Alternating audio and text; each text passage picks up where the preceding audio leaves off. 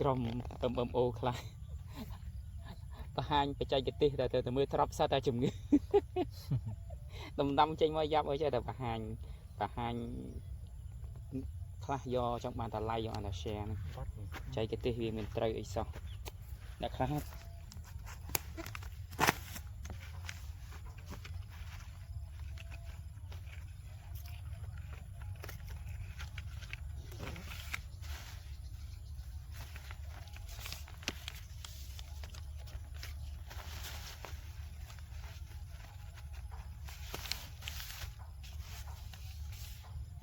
ឃើញផែតែទឹមបោះ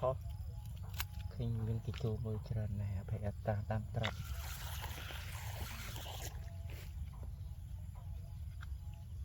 តែកូនបច្ចេកទេសមីស្ទ័រតិច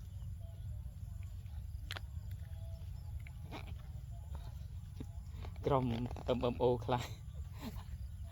បង្ហាញបច្ចេកទេសតែមើលត្រប់សតតែជំងឺ